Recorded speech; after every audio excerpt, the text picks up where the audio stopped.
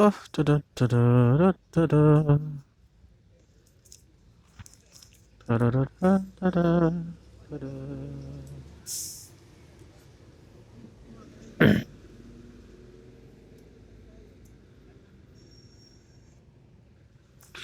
Da-da, da-da, da-da, da-da, da-da.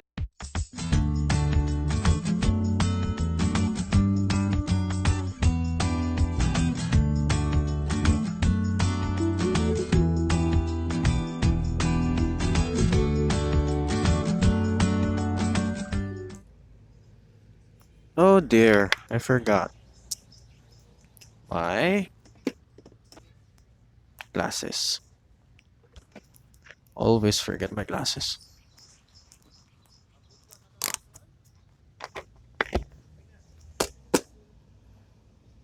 Okay, on our way home.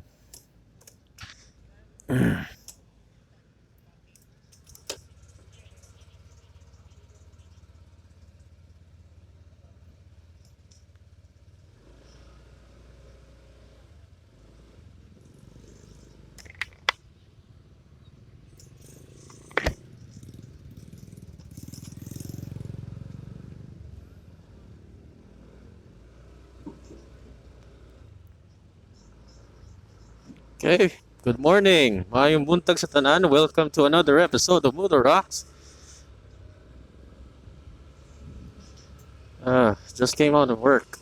And I hope I'm okay yung positioning ng camera. Had a tough time adjusting the camera today. Hope it's still okay. Oh, and I'm hoping everyone has a very good time wherever you are. Ito, yung ticket sa SM. Way out.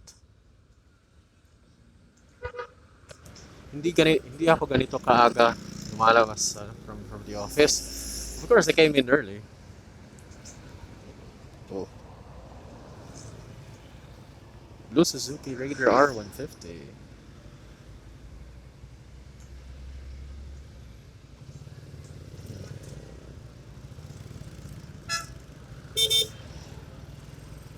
Okay.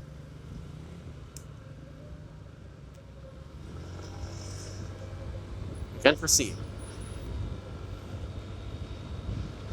And I'm hoping, just hoping, na okay yung alignment. Okay lang yung mic ngayon. Ooh. I'm expecting more than the usual traffic because usually when I get out of the office around 10 or 11, wala masyadong traffic because that's the time in between the morning rush hour and the lunch time. Maraming tao na lumalabas during lunchtime. You get the traffic right over at Matina Crossing and Ulas. Balita ko may inilabas na bagong motor si Honda, which is the ADV 150. And it's a scooter, of course. It's a scooter based out of the, if I'm not mistaken, the X-ADV. It was just recently announced in Indonesia. If I'm not mistaken, it's called the Geika. Sorry guys, it's the Gaikindo Indonesia International Auto Show. We can take a look at the comparison between many of the popular bikes from Honda, and of course, we also have Yamaha. Let's take a look at the specs at it. Hindi pa siya announced dito sa Pilipinas, and a lot of people are clamoring for that bike to come here to the Philippines. So let's take a look. In the meantime, enjoy the ride papuntang, pauwi. This is the morning ride dito sa Matina MacArthur Highway. Matina Crossing. The most common, the bottleneck over here in Matina. Kasi, from, 3 lanes, naging 3.5. And you have standard intersection. Mhm. Especially kung walang nagbabantay and the traffic light is not functioning. Motor 1 on the left, I mean on the right, motor zone on the left. Basically one and the same company. I need to get out of the behind this truck. I don't see well. Kaya dapat distansya lagi kapag truck yung nasa front mo because you don't have a very good view of both sides. Especially if that's high. That high. Oof. I hate it when I see roadkill, but it's a thing. Read that, drink, drive, and meet an accident? No linga. A friendly reminder from the city government of Davao City. That's redundant. The city government of Davao. As you can see, it's here. It's 9:26 on my clock, but it's 10 minutes advanced. So it's 9:16 in the morning. And yeah, it's pretty much standard fare, light traffic. Medyo maluwang daan. A lot of the traffic is going into the city proper. Tayo, we're in the direction of going out of the city proper because this is going south. And by the way, I'm already doing a accuracy test on the fuel efficiency of the Honda Click 125. So, since meron tong gauge, malalaman natin yung real time niya na average fuel consumption. That's a neat thing about the Honda Click 125 and the Honda Click 150. But I wanna check if it's really accurate or not. So, ang ginagawa ko ngayon is the method of how we're going to check yung accuracy ng kanyang fuel consumption. Oh, take a look at that. Wash me, please. Oh my God. Where have you been? Anyway, so ang ginagawa ko on the last or if it's nearing empty na, I get a full tank, reset the trip 1 meter, which also resets the fuel consumption meter as well. And then on the next gas up, full tank na naman, get how many liters we're able to fill up until mapuno siya. That's your consumed fuel, so take note of that. And itong kagandahan ng may mga digital na trip meters is that since na zero out natin, we're able to accurately measure the distance between the point in wherein nag-zero out yung trip meter mo, which is the time na nag-fill up tayo, and then your next gas up. So, dividing your consumed fuel with your kilometers, your kilometers with your consumed fuel, you will get your kilometers per liter. And I'm doing this like itotodo mo yung from full tank to full tank. So the measurements are usually 1 week apart because I usually consume 1 full tank. Yung time na before magbe-blink yung it's usually 1 week. Blink the very last bar, it's 1 week. Sagad na yung top up. Usually I have 4.5, 4.4 liters. Kung minsan talaga, that was one time I was able to hit 5 liters. The fuel capacity of the Honda Click 125 is 5.5 liters. So it's good that it's blinking at the time na just before it gets empty. Ooh. So this was the development over here sa Talomo Bridge. They started repairing Talomo Bridge 1. Um, Talomo Bridge 2 just reopened. As you can see over there, traffic is going over Talomo Bridge 1 and Talomo Bridge 2. Pasensya na kapag medyo mahangin guys ah. For those in Davao, mapapansin nyo na I go home over here and dito na talaga ako dumadaan before. Oh, that was a very big pothole. Before, dati dumadaan talaga ako dun sa, bypass. But ever since Talomo Bridge went into repair, dito na ako dumadaan. And it's quite a surprise. Well, not really a surprise, but I was able to find out na mas mahaba pala yung daan dun sa bypass kumpara mo dito sa that's a curve. Kumpara mo dito sa ulas na intersection. That's about 2 kilometers long. Dito you only have about 1.3, 1.5 kilometers. So, as you can see, mas mabilis ako nakakarating dito sa intersection of the bypass road and Davao Bukidnon Highway. Oop, that's a trailer. Gosh. 2 trailers. Let's see.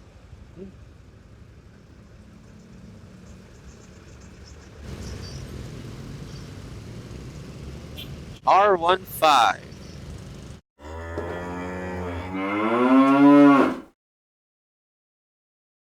Oh, nice horns you got there, buddy.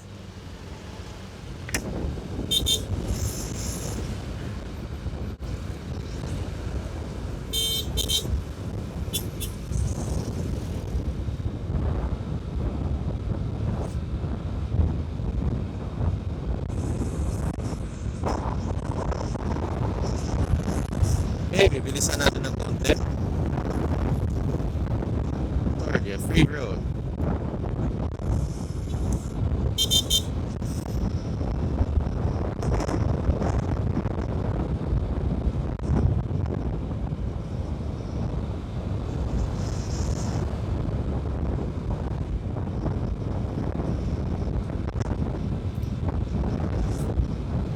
The best part about traveling on this road is in this part, asfalto.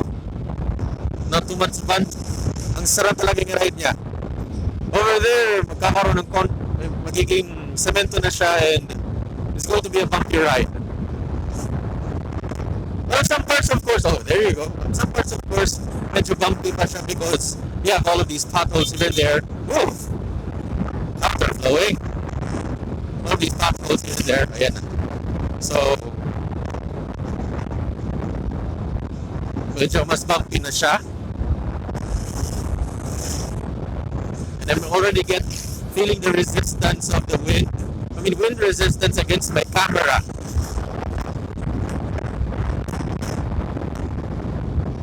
Currently at 80 kilometers per hour. I know.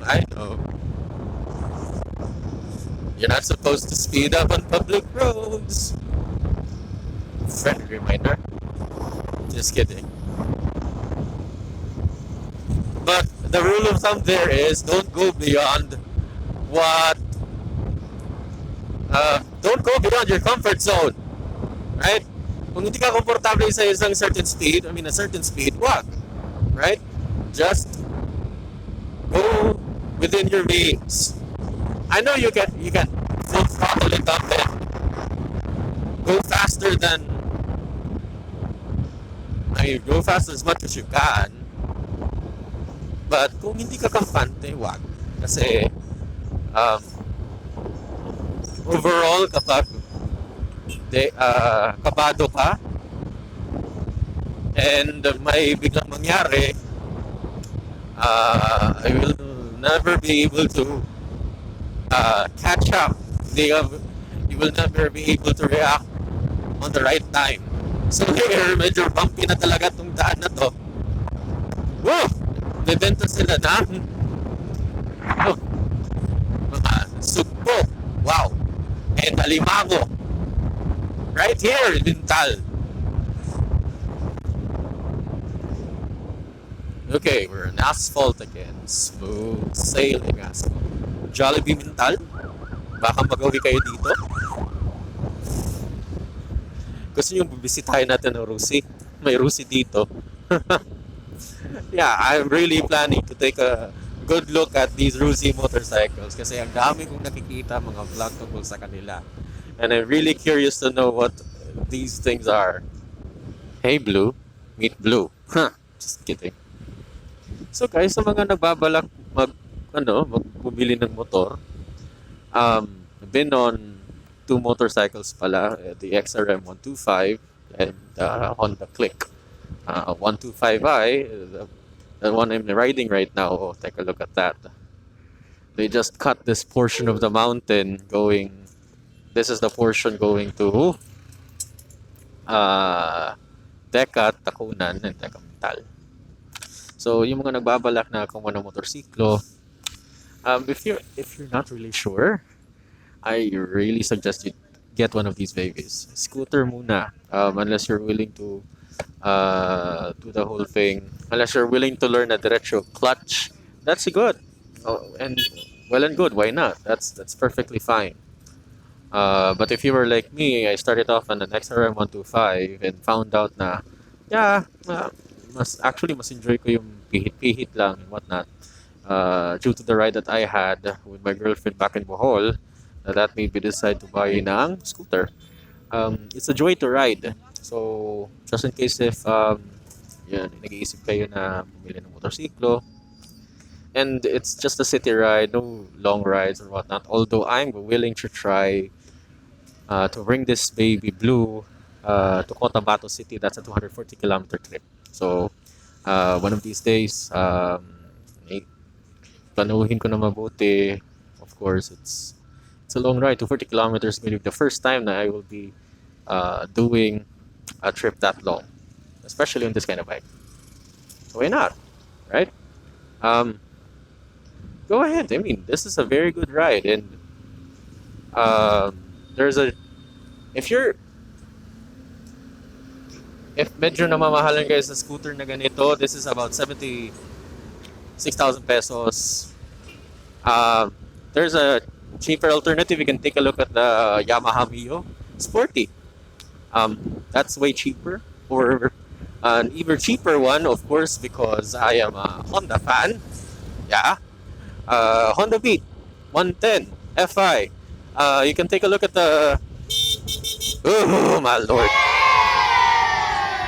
You can take a look at the video that I made. The quick video review on Honda Beat Fi right here. Pagmamayari siya na girlfriend ko. I love. Shout out to you. I love you. Go ahead, and it's a joy to ride. You know, especially kung bago ka pa sa. Hey, you really think you know motorcycle experience, but I guess I really hope you guys know kung paano mag ride ng bisikleta. That's one of prerequisites. Ha! Kung merong prerequisite, I suggest you learn how to ride a bicycle. Kasi it will be easy peasy para sa inyo na matuto kung paano mag-ride ng motorsiklo. Okay. So we're nearing home na, malapit na sa bahay. So thank you very much for your time, guys. I appreciate it. If you like this video, hit the thumbs up. If not, leave a comment down below what you think. Hit the subscribe button and the bell notification icon so you won't miss our upcoming future videos. And that's pretty much about it. Good morning sa inyong tanan, and God bless you wherever you are. This has been Rocky of Motor Rocks. Ride safe and keep on rocking. Maraming salamat. Ikaw ang laging hanap-hanap sa gabi't araw. Ikaw ang nais kong sa tuwina ay natatanaw. Ikaw ang buhay at pag-ibig, wala nang iba. Sa aking puso'y tunay kang nag-iisa. Yeah, I know. Ride safe and keep on rocking.